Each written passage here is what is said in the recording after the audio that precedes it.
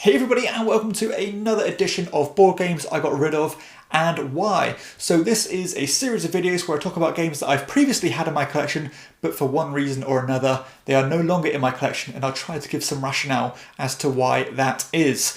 So first up, I have a game called Michael Strogoff, which is a kind of a strange push your luck style game as you're trying to work your way along this track, revealing cards as you go, and basically try not to get duplicate symbols as you go, because you start taking a bit of punishment, which will make your journey a bit more difficult. And you're trying to cover up these symbols. You can get a bit of an engine going as you start to tuck cards under your board and get bonuses and things.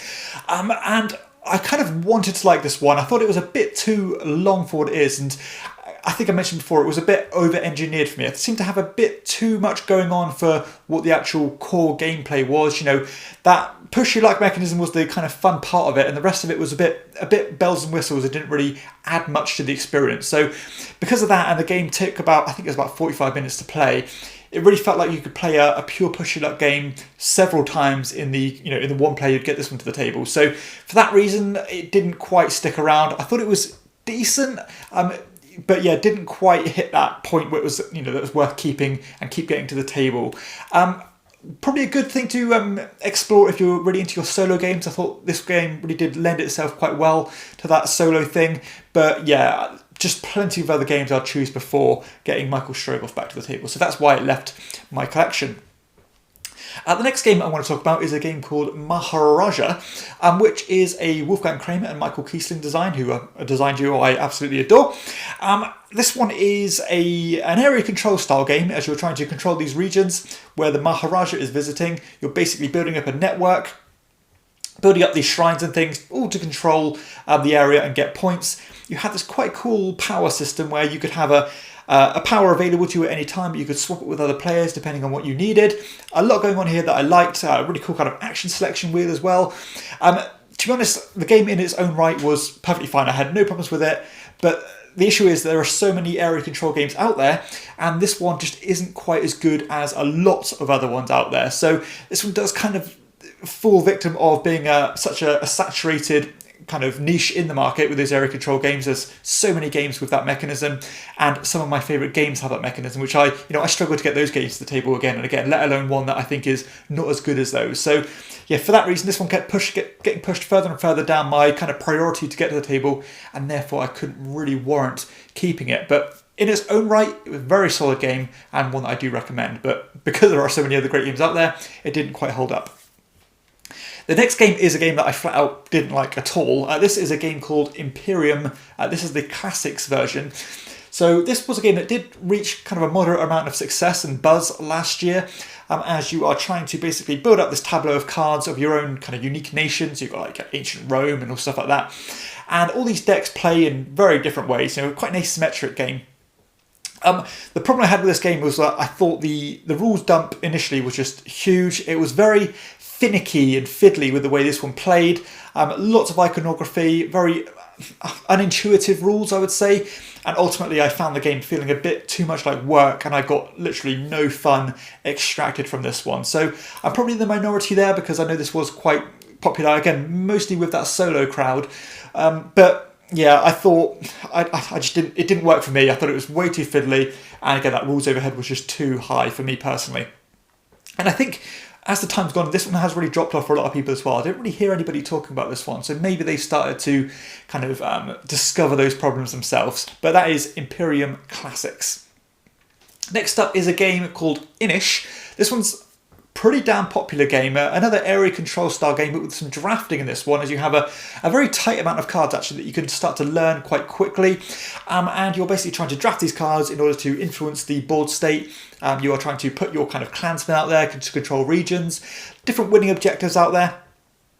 And basically it had quite a different flow to it that a lot of other area control style games do, because this one you had this almost like chess approach to it, where if you were in a winning position you had to announce it to the other players, and then they would have kind of one turn or to the end of the round to try and stop you, which I thought was quite interesting. It did make this game feel a bit different. A lot I liked about this one, I thought mechanically very smooth and very clean rule set, and some quite clever and interesting ways that the game was designed.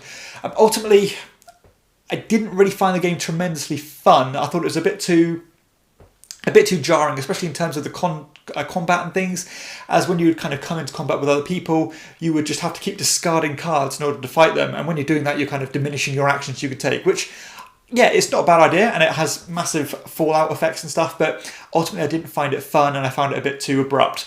Additionally, there were some cards in the game that you could use which were very swingy, and I didn't quite gel with the rest of the game in my opinion. So while I appreciate this one, and I can certainly see why it is so popular, because it is a good design, but just not one that's quite right for me personally.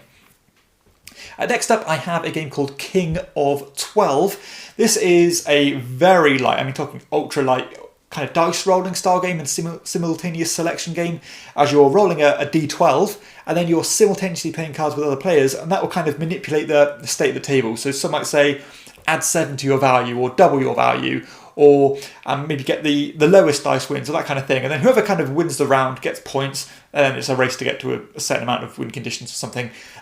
Simple as it gets. I thought it worked pretty well for what it was, maybe good for families and children, but for me and my game group, this was just a bit too light for me, and yeah, it was, again, fine, but just nothing ultimately inspiring. So yeah, just felt a bit flat, despite being quite a cool concept, I suppose. That is King of 12. Next up, I have a pretty interesting game called Hats. So Hats is actually a game that I think is rock solid. I think this is a very good design, as it's a card-driven game that weirdly works well at 2 and 3 players, but doesn't work well at 4 players, which is kind of one of the main things that I didn't like about it, because when you played with 4 players, you had to play in teams, which felt a bit weird. And then ultimately you'll be playing these cards from your hand and replacing ones in this kind of communal row, and then taking that one you've replaced and put it in front of you for scoring. But when you place cards in this board, that's going to determine the points value of that particular kind of set of cards. So it'll be this constant manipulating of the board state to try and benefit you and hurt your opponent. And of course your opponent's doing the same thing. So it was a little bit swingy in that respect, but you did have some good amount of, or a good degree of forward planning in this game, as you could map turns further ahead. So, you know, I might want to play this card, so I could take that one, and this one to take that one, and therefore this will be worth that much, and I'd have these cards in front of me to get a big score. So yeah, it was clever, but ultimately I did find that there was diminishing returns with this one. While it was a good design, and one that I think is massively underrated and overlooked, there's always that game that I would prefer to play more than this one. So yeah, for that reason, it wasn't a keeper, but I did kind of pass it on to someone in my immediate game group so I can actually manage to play this one again if I need to, because I think it's just on the cusp of being really good, but just not quite there for kind of some reason that I can't quite articulate. But it was good, just not great, and that's Hats. Next up, I have a game called Rune, which is an absolutely tiny little game. I'm talking a box like this big. Basically, this game is a set of cards, and this game uses that kind of overlapping system that's used in a lot of games now, like games like Spiralopolis and Circle the Wagons and Hokkaido. You know, these games where you're overlapping cards, trying to cover up symbols. This one you're doing that, but you're trying to collect these or create these big sets of these runes, and then basically place your meeple on those runes to get points. So the bigger kind of group you're getting, the more points you're going to get. Another game is as clean and crisp as it gets. It's decent. I didn't dislike it at all, but ultimately, again, it lacked that special bit of interest to stand above the parapet. So just felt a bit pedestrian. It felt a bit like it's been done 1,000 times before. But for a travel style game, you know, this is a game specifically for 2 players. It was good. Better than it probably has a right to be, because it is very small, very affordable, but just not quite special. So I don't really keep games that I feel that way about. So that's why Rune got moved on. Next is a game that I do like quite a lot, actually. This one still holds my shield of quality. This is a game called Merv, The Heart of the Silk Road. So this is a beautiful game, a Euro-style game that always has that Trajan feel, where you have all these mini-games that kind of synergize with each other. And I quite like the core system of this game. You're moving around this grid, each time putting like a meeple down and building up like a resource network, but also like actions and things you're triggering. You can use other people's buildings. Some cool things going on here that I like quite a lot. I like some of the crossover that the different regions had. But ultimately, I thought the problem with this one was that it didn't have a lot of replayability. I thought that once I played this a few times, I was pretty much done with it and didn't really have that huge hook to go back and play it any further. So I feel quite satisfied with where I've been with this game. Enjoyed my plays of it. This one's still, I at least rate a 7 out of 10. It's probably about a 7.5. But ultimately, there's games that I think are a bit more inviting to play them again and again and explore further. And this one, I feel like I'm kind of getting the same experience every time. So that's why Merv sadly left my collection. But this one was certainly on that borderline of keeping because it's a very solid design. That is Merv. And the penultimate game I'm going to talk about is a game called Into the Black Forest. So this is another very small box card game. One that probably has one of the worst rule books I've ever read in my life. So this was almost unplayable and pretty much was unplayable from the rule set itself. You kind of had to fill in a lot of the gaps yourself and hope you're playing it right. But there were some cool concepts here, as you are basically playing these cards on these different locations on these separate cards, and getting points in different ways depending on what other people have played. But ultimately, when you don't know or have any confidence in the rules because they are so unclear and again so just so scarce and not really knowing what you're doing here, that really does again make me lose a lot of confidence. Doesn't really make me want to play it, and it's for that reason. And sadly, it did fail. There was some massive confusion over when do you draw cards back? Do you cycle through cards? Do you just play the cards in your hand? So for those reasons, I just massively recommend avoiding this one. And hopefully they come out with a second version or just some clarifications because it's unforgivable to be like that, really. So that is Into the Black Forest. And the final game I want to talk about on this instalment is a game called Operation Faust. So this was actually one of the first games I ever had in my collection, so going many, many years back. And this one has a lot of similarities to a game like Coup, where you are declaring your role, whether you're telling the truth or lying, and then you're basically collecting this intel, buying these paintings, and trying to get to a certain amount of paintings to win the game. But at the same time, you are stealing money from other people. You can claim to have certain cards to get more money. You've got to buy art. You can do all this kind of stuff. And to be honest, this game is actually better than Coup. So I recently played Coup actually, and it was a massive disappointment to me. This game actually does work better than that. I think the bluffing aspect comes through better. It's a bit less take-that-ish. But ultimately it is very swingy because you can just draw cards that are worth a fortune compared to other cards.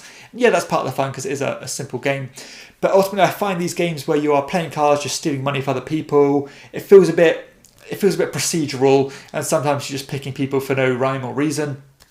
It has some good ideas of when you're calling people's bluffs, you are just losing half your money rather than losing a life. So you're always going to be in this game. It has some good tension as it ramped up towards the end, but ultimately there are many great filler games out there. This one's just okay. It's again pretty pedestrian, pretty standard fare really. Lots of games like this out there, and again, there's some games out there that are fantastic that you can play in the same amount of time. So therefore, this one has to go, unfortunately. But I do like it, and again, if you like Coup, this one is even better.